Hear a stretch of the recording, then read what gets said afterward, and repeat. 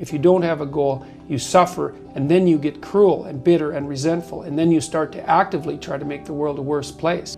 So you need an aim. What do you want in your life? It's a very hard question to answer. So what's the right frame of mind? Treat yourself like you're someone responsible for helping. You're someone that you are responsible for helping. So what that means is you have to start from the presupposition that despite all your flaws and insufficiencies, that it's worth having you around and that it would be okay if things were better for you. So you need to take care of yourself like you're taking care of someone you care for. So there's a bit of a detachment in that. And then the next thing is, okay, so now look 3 to 5 years down the road. Okay, you get to have what you need and want, assuming you're being reasonable and that you actually want it, which means you're willing to make the sacrifices that would make it possible. You get to have what you want and need. That's the proposition.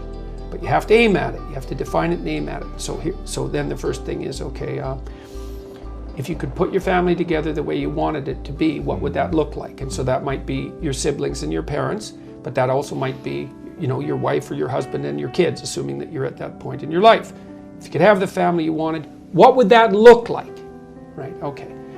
Career, same thing. You get to have the career or the job that is within your grasp, necessary and suitable for you if you were taking care of yourself. How are you going to educate yourself? Because you're not as smart as you should be. There's a lot more things you need to know. So you got to keep learning and moving forward. So you need to plan for that.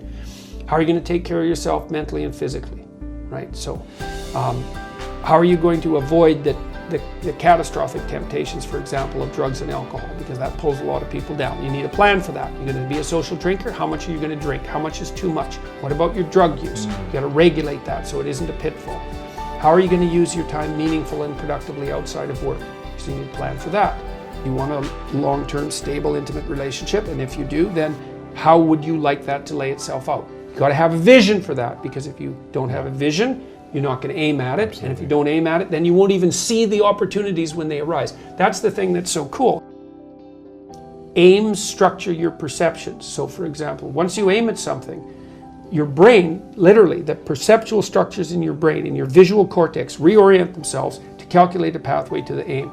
And then what they show you in the world is obstacles to that path and open pathways to the path. That's actually how the world reveals itself. Just like when you're driving in a car and you have a map and you aim at a particular place, then all the things that are related to that place show up in the world. It's exactly the same thing, because you are traveling through time and space, right? And you need a map. And so after you answer these 7 questions, and you're encouraged to do it badly, because a bad plan is better than no plan, gives you something to improve. So even if your aim is vague, and even if it's off target, if you start aiming and you see you're off target, then you can shift and you can make it more precise. That's why you shouldn't get perfectionistic about it. You will absolutely be wrong, but you won't be as wrong as you would have been if you were aimless. Okay, now you've thought about this for a while. It's nice to do this over a couple of days too, because then you get to sleep on it and that helps reorient yourself. Yes. So then, okay, now you write for 20 minutes. Don't worry about grammar or spelling. This isn't a composition exercise, right? You get to have what you want 3 to 5 years down the road. What does your life look like, hypothetically? Write it out, write it out. Okay, so then that's the first part. The second part of the exercise, so now you've got your thing to aim at. You think, well, I'm motivated because I got my thing to aim at. It's like, you're not as motivated as you could be, because you don't yet have your thing to run away from. Because if you really want to be motivated, you want to be going somewhere, and you want to be not going somewhere else. Now take stock of your weaknesses and imagine that you let them multiply. You got hopeless and you augured in and things were as bad for you as they could be in 3 to 5 years. Okay, now you know your weaknesses and you know what particular hell you would descend to if you allowed yourself to descend into it, because you've probably had a taste of it. It's like you really let that go and you're in a terrible place in 3 to 5 years because you haven't done what you should do. What does that look like? Because sometimes when you're moving forward, you have to do something difficult. And you might think, well, why bother? And the answer is, well, so I don't end up in hell. You aim at something and you develop some skills along the way, and then you get like a third of the way there and you think, oh, that's not for me. It's like, well, yeah, fair enough, but now you've still got the skills you developed.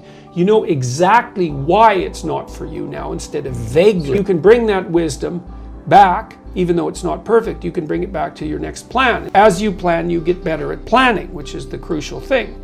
So then we say to people, take your positive vision and make it into 8 stateable goals, right?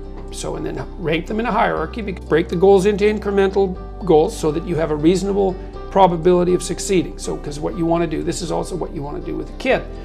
You don't tell your kid, here's an impossible thing, why don't you go out and fail? You say, here's something worth going after.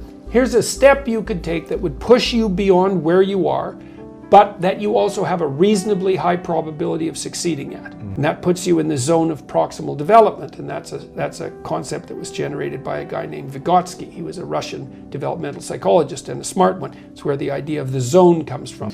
And when you're in the zone, you're expanding your skills in a manner that's intrinsically rewarding because you're succeeding. And so you want to set, if you're good to yourself, you think, okay, I need to set a goal, but I need to set a goal that someone as stupid and useless as me could probably attain if they put some effort into it. And then the next thing is, okay, you need a rationale for them because you're going to have doubts and people are going to put up obstacles. It's like, okay, so here, what sort of justification is a good justification for your goals? It's easy. Why would it be good for you? Okay.